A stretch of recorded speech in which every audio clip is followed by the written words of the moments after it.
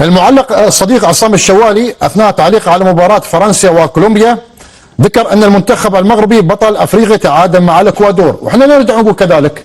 هو صدق الشوالي يوم قال ان بطل افريقيا تعادل مع الاكوادور، احنا نقول كذلك في الامارات او حتى في الخليج ان المنتخب المغربي بطل افريقيا تعادل مع الاكوادور وبالتوفيق له كذلك امام البرغواي. مميز كذلك مع محمد وهبي بطل افريقيا. حتى الاتحاد الافريقي الان يقول لا المغرب بطلت صحيح. حتى شعار اخر لما ينظرون في استئناف السنغال يبقى او تبقى يبقى المنتخب المغربي هو البطل. حتى شعار اخر. النجمه الثانيه للمنتخب المغربي، نجمه اولى في السابق، وطبعا تعاصرت المنتخب المغربي بكل الفئات تقريبا وحتى بكل الاجيال يعني. الان النجمه الثانيه مرصعه على تيشيرت المنتخب المغربي، شو يقول كابتن مهدي بن عبيد؟ اتفق مع ابو خليفه على اساس انه حاليا القرار الفني، القرار النهائي اللي طلع من الكاف انه يؤهل المغرب كبطل افريقيا، صح ولا لا؟ صحيح. لكن السنغال عفوا يتقدم يعني الى محكمه الطاس باستئناف في هذا الموضوع، وننتظر ما سيكون الرد. في الاخير نحن في انتظار ما سيكون الرد، يعني كل يطالب بحقه. لكن نرجع عبد الله لمباراه الاكوادور والمرحله المهمه للمنتخب المغربي. نعم تفضل. مع تعيين المدرب محمد وهبي. عجبك؟ انا نشوف لهنا نشوف يعني ايجابيه القرار. جاء في مرحله مهمه ومهمه. صحيح انه المرحله ضيقه جدا، لما يبقى تقريبا 3 أو 4 مباريات اعداد المنتخب يعني قبل انطلاقه كاس العالم، صح ولا لا؟ لكن منتخب يمتلك ترسانه من النجوم لا خوف عليه، يكفي 3 مباريات حتى تضع الامور في نصابها فنيا. نقول ايضا تحيه اعجاب وتقدير لفوزي لقشه. مثل ما اخذ قرار قبل كاس العالم 22 اقاله وحيد هاليلوزيتش، صحيح، وتعيين الركراكي، وكان هو الاثر الايجابي ووصول المنتخب الى النصف النهائي كاس العالم، صح ولا لا؟ ايضا في هذه المرحله بالذات اخذ القرار المناسب، لانه التيار لا يمر بين الركراكي واللاعبين والشارع الرياضي والاعلام، صح ولا لا؟ صحيح. شاهدنا الحمله الشعبيه على المدرب، ليش؟ لانه المتسبب فيها بين ظفرين هو الركراكي، لانه صراحه نوعا ما كان متعالي يعني، ونعرف ان المدرب الناجح هو المدرب المتواضع. صحيح حققت نجاحات، لكن ايضا كانت لديك صلاحات كبيره وكبيره جدا. اليوم تعيين محمد وهبي جاء في الوقت المناسب، مدرب فايز بكاس العالم للشباب، فكر جديد، فلسفه جديده، قناعات جديده، مدرب اكاديمي متحصل على شهادات عليا، عرفت كيف؟ وزاد على ذلك خبير بالكره المغربيه. اضافه على ذلك جرأته انه سيتخلص من بعض اعضاء الحرس القديم، صح ولا لا؟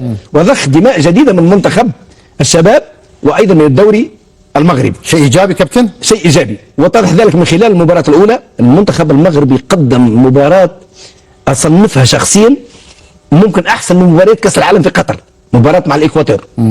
مباراه تتعادل فيها المنتخب، قدم كره قدم عصريه، اختيار اللاعبين، توظيفهم من طرف المدرب وهبي، وقراءه المباراه والتغييرات. الفريق كان متجانس ومتكامل ومتفاهم بصراحه، وادى مباراه من الطراز العالي جدا امام تقريبا منتخب قوي على مستوى امريكا اللاتينيه، ومنتخب سيكون له اسم كبير اقولها عندنا الحين، منتخب الاكوادور. اتمنى ان يتواصل هذا النسق التصاعدي في اداء المنتخب المغربي، وانا على يقين ان هذه المرحله ستكون مرحله نجاح. طيب. مع هذا المدرب محمد وهبي. نعم. المنتخب السنغالي كانت عنده مباراه امام بيرو، منتخب السنغال عنده مباراة أمام بيرو لعبها طبعا، حطوا النجمة الثانية واحتفلوا مع الكاس، لأن احتفالية السنغال مع الكاس قبل وداعية الكاس، والكاس تتجه إلى المغرب مع وجود مبلغ معين، أنت مش رايح الكاس لحاله، كذلك في مبلغ أنت حصلت على مبلغ، ولكن للأسف كذلك الطرف الثاني احتفل مع السنغال، هم السنغاليين أكثر من السنغال بالأساس، سواء من صحفيين او اعلاميين او حتى العالم الاخر او دول ثانيه او جمهور اخر. احتفاليه السنغال او بعض يقول لك السنغال هو البطل، نحن شفناها انها وداعيه والبعض شافها انها احتفاليه، فهي في النهايه ننتظر قرار الكاف او الكاس لصدور القرار الاخير في هذا ونشوف قبل يعني عبد الله في موضوع مهم ايضا اللي يتكلمون عن المنتخب المغربي سلبيا. فضل. قبل الاعلان ان الكاس للمغرب كان تصنيف المغرب الثامن. نعم. وفي حال اعتماد فوزهم بالبطوله بيصل الى الخامس. نعم صحيح. يعني 5 فقط اللي قدامهم انجلترا وفرنسا والارجنتين واسبانيا فقط. صحيح. لا البرازيل ولا هولندا ولا كل هالمنتخبات هذه خلف المغرب. فهذا يعطيك مؤشر على ان الاتحاد المغربي يسير في الطريق الصحيح. والشيء الممتاز في الفوزي الاقجع انه ما سمعنا له اي تصريح يرد على حد. بالضبط. رده يكون في الملعب وبشكل عملي. هذا اللي يميز فوزي الاقجع، انه لا يهتم لاي تصريح او اعلام او اي شيء اخر، انما يعمل ولا يرى الا المنتخب المغربي ويعمل لصالح المنتخب المغربي. وهذا الشيء الايجابي فيه اللي سر نجاح فوزي الاقجع في انه لا يلتفت لاي يعني خلينا نقول صراخ او عويل او اي شيء اخر، انما باتجاه واحد نحو المقدمه. نعم، حتى الجاليه احتفلت مع المنتخب السنغالي هناك في فرنسا. وجهوا الدعوات لاصحاب الممثلين يعني نزول الملعب الاحتفاليه مع السنغاليين، مش حبا للسنغال لكن كرها في المنتخب المغربي فقط. هي حكايه مكشوفه بالاساس، والدليل على ذلك حتى في البرامج الرياضيه يقول لك السنغال هي البطل او السنغال هو بطل افريقيا. طيب زين، انت حب للسنغال او شو موضوعك من الاعراب بالاساس؟ يعني انت مع السنغال او كره للمنتخب الثاني؟ يعني حتى الاستوديوهات التحليليه مضحكه، يقول لك ملاعب المغرب هي مركبه بالاساس، تم خلاص فك التركيب ومغادره الملاعب المغربيه خارج المغرب، انتهت الملاعب المغربيه في المغرب، ما في ملاعب مغربيه في المغرب يقول لك فك التركيب. هي عقده واساس تاثير يعني كبير، يقول لك فك الملاعب وخليفه وما في ملاعب. وين بيلعبوا كاس العالم؟ هذه نكته الموسم يعني فك الملاعب صراحه. بالعكس التقارير اللي طلعت بعد كاس افريقيا ان المغرب نجحت على جميع المستويات. نعم صحيح. فنيا وجماهيريا وحتى اقتصاديا، لاول مره يحصلون على تقريبا في 9 ملاعب، وعلى هذا الكم الكبير من الرعاة. الان المغرب جعلت كل مدينه تستضيف او دوله تستضيف الكاس في ورطه.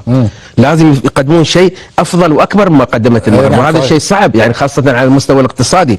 فانك انت تستضيف على 9 ملاعب وكل ملاعب بمواصفات عالميه وتدخل رعاة بهذا الحجم، فكان نجاح منقطع النظير للمغرب. وهذا السر الحسد اللي شفناه والغيرة من النجاح المغربي على جميع المستويات ظهرت على شكل يعني الهجوم هذا اللي نشوفه الآن. فما في تفسير مع المغرب وخليفة. نعم، الهجوم غير مبرر، مشكلة ما في قاعدة، يعني هجوم من أجل الهجوم فقط. أنا أوصفه بأن حسد وغيرة مما قدمها المغرب من نجاحات من قبل كاس أفريقيا، ويقولون أن لا ترمى إلا الحجرة أو الثمرة أو الشجرة المثمرة. نعم صحيح. فالمغرب هي الشجرة المثمرة، وهذا مهما رموا من حجارة لن يتأثر المغرب ماضي في طريقه على كافة المستويات وكافة المنتخبات وكافة الأصعدة، نجاح بعد نجاح وإنجاز بعد إنجاز. أكيد. هي المنتخب السنغالي يحتفل وفي بعض الجماهير تحتفل معاه في مناطقها أو في أحياء أو حتى في منصة إكس. الاحتفالية جميلة في منصة إكس مع المنتخب السنغالي، كولوبالي حامل الكاس وكذا وحاط النجمة الثانية، هم محتفلين معاهم. لا مش حب للسنغال، مش حب للسنغال، متأكد مليون من المية هم مكشوفين بالأساس عليه. المنتخب المغربي تحت 17 سنة انتصر على المنتخب الجزائري في بطولة شمال أفريقيا. المنتخب المغربي المرشح الأول في هذه البطولة، المنتخب الجزائري خسر. الجزائريين وين يلقونها؟